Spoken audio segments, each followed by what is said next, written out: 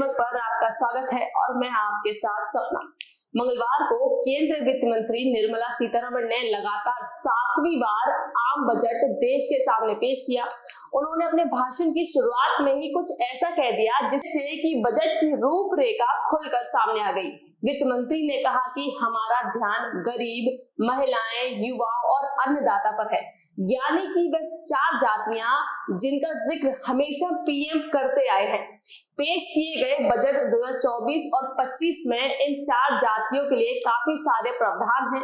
इसके साथ ही बजट में नौकरियों को लेकर भी काफी बड़े वादे किए गए हैं। साथ ही उद्योग और स्टार्टअप्स के लिए भी बड़ी घोषणाएं की गई हैं। चलिए आपको समझाते हैं कि सरकार का यह आम बजट आपकी जिंदगी में किस तरह का प्रभाव डाल सकता है। क्या महंगाई बढ़ेगी? कई लोगों के मन में यह सवाल जरूर आ रहा होगा कि अब इस बजट के बाद महंगाई का क्या स्टेटस होगा। हालांकि सीधे तौर पर बजट में ऐसा कुछ भी पेश नहीं किया गया जिससे महंगाई बढ़ती या फिर घटती हुई नजर आ रही हो। बाजार में इस समय खाद्य पदार्थों की महंगाई जरूर बढ़ी हुई है, लेकिन सामान्य मॉनसून के आसार दिख रहे हैं, जिससे आने वाले समय में सरकार को खाद्य महंगाई दर को सीमित रखने में काफी ज्यादा मदद मिलेगी। रिजर्व बैंक की रिपोर्ट के अनुसार महंगाई दर लंबे समय से उच्च स्तर पर कायम नहीं रहेगी, इसमें गिरावट जरूर आएगी।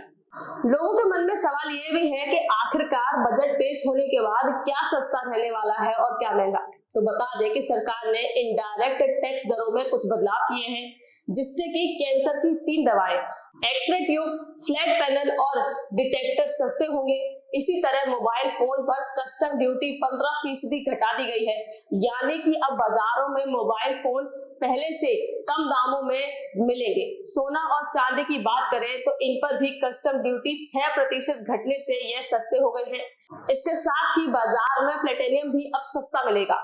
इतना ही नहीं, सोलर सेल और सोलर पैनल के निर्माण को भी अब सस्ता बनाया गया है। साथ ही पीएम सूर्य घर मुफ्त बिजली योजना की भी शुरुआत की गई है। बता दें कि छतों पर सोलर पैनल लगाने से 1 करोड़ परिवार को हर महीने 300 यूनिट तक फ्री बिजली मिलेगी। इनकम टैक्स बढ़ेगा या फिर घटेगा? अगर आप नई स्कीम के तहत रिटर्न फाइल कर रहे हैं तो आपको 17,500 रुपए तक की बचत हो सकती है, क्योंकि सरकार ने जो भी बदलाव किए हैं वो नई स्कीम में किए हैं। इसके साथ ही वेतन भोगियों में भी स्टैंडर्ड डिडक्शन को 50 से बढ़ाकर 75,000 किया गया है। बजट पेश होने के बाद घर खरीदने का सपना सच होगा या नहीं, यह भी सवाल काफी बड़ा है।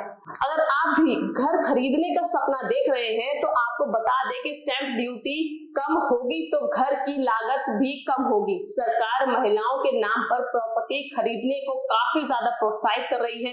महिलाओं के नाम पर प्रॉपर्टी खरीदने पर स्टाम्प ड्यूटी में छूट देने का आग्रह वित्त मंत्री ने राज्य सरकारों से किया है। यदि आपकी राज्य सरकार केंद्र के आग्रह को मान लेती है तो संपत्ति खरीदने में आपको काफी ज्यादा लाभ होगा, यानी कि कम कीमत में आपको घर मिल जाएगा।